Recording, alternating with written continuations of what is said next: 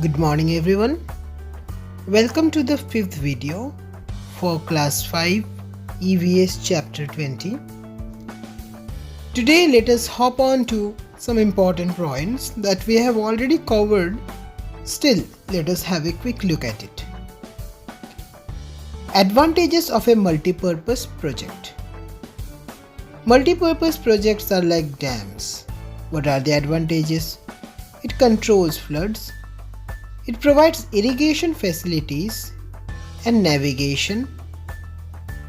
It generates electricity. It promotes inland irrigation, fishing, and afforestation. So when a dam is built, there is a regular source of water which can be used as a source of irrigation. Fishing is a major source as there are many water sources available. And afforestation, because of the deforestation, afforestation is something which is essential when a dam is built. Human consumption, and finally it provides power generation. So those are the advantages of a multipurpose project. Now let us look into some disadvantages of a multipurpose project, which is it induces earthquake. Population get displaced, many people lose their homes, aquatic life gets affected. Many fishes are unable to complete their life cycle by traveling from river to seawater because of the dam being there. Flow of underground water is also checked. River water gets diverted. It does not follow its natural path because of the dam being built. Extensive forest submerged underwater. So big forests come under water bodies and they get destroyed because of multipurpose projects. Let us start about jhum farming. Jhum farming is very interesting. After cutting one crop, the land is left as it is for some years. Nothing is grown there. The bamboo or the weeds which grow on that land are not pulled out. They are cut and burned. The ash makes the land fertile. So it is a way by which the nutrition within the land is kept intact for many years, so that it can replenish itself. While burning, care is taken so that the fire does not spread to the other parts of the forest. When the land is ready for farming, it is lightly dug up, not plowed. Seeds are dropped in. In one farm, different types of crops like maize, vegetables, chilies, and rice can be grown. So there are chances of growing multiple crops in the same land. Weeds and other unwanted plants are also not pulled out, and they are just cut so that they get mixed with the soil. This also helps in making the soil fertile. It also, in some family, it is not able to do farming on that time. Others help them and are given food. Because everyone has a requirement to fulfill their needs. If you keep your land without being farmed for some years, at that time one must be fulfilling their requirements through other means. That is, others help them to get food or give them food for the time being. One of the major steps that we have gone through in this part is that none of the weeds or the other kind of plants are pulled out through force so that the soil gets disrupted. It is our best priority to keep the soil intact as it is without any kind of destruction. The main crop here is rice. After it is cut, It is difficult to take it home. There are no roads on hilly paths. People have to carry the crop on their backs.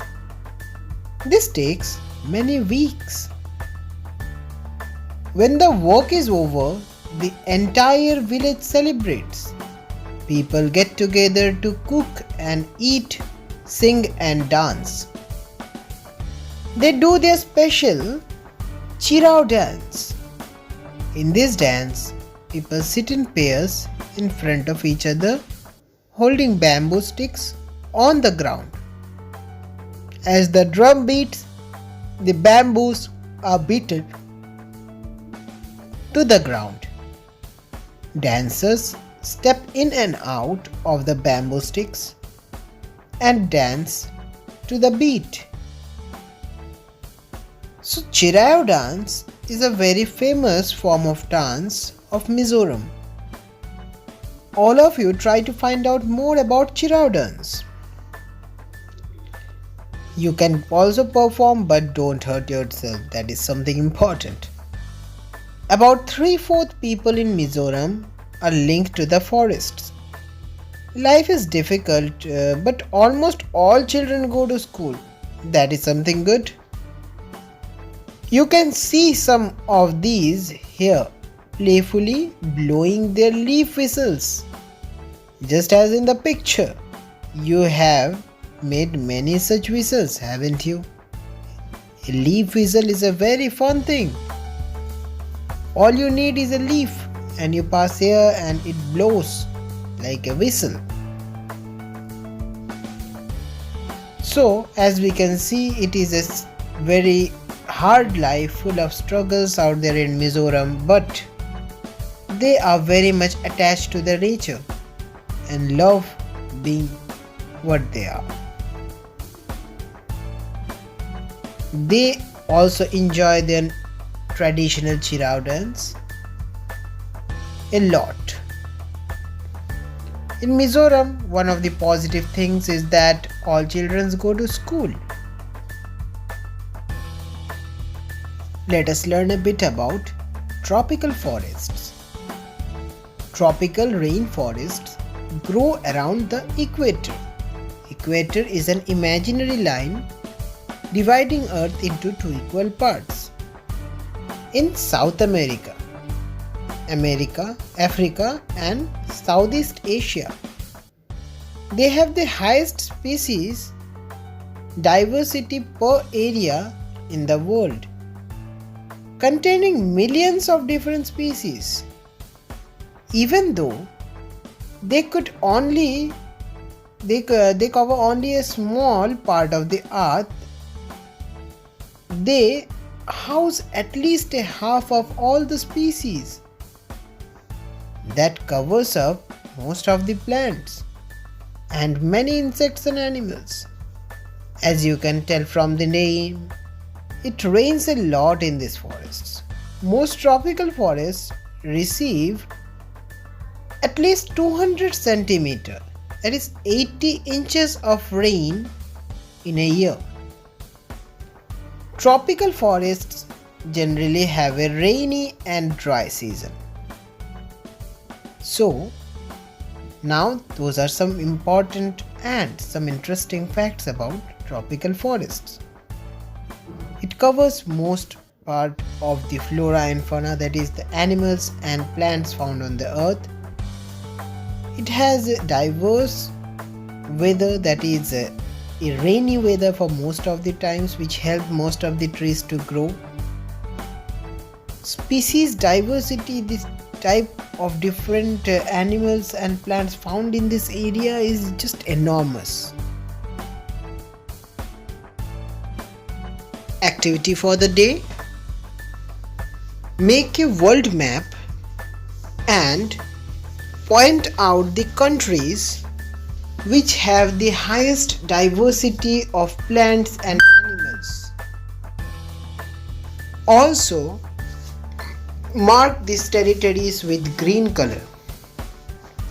Draw a world map in a paper and do so and send it to your respective EVS teachers.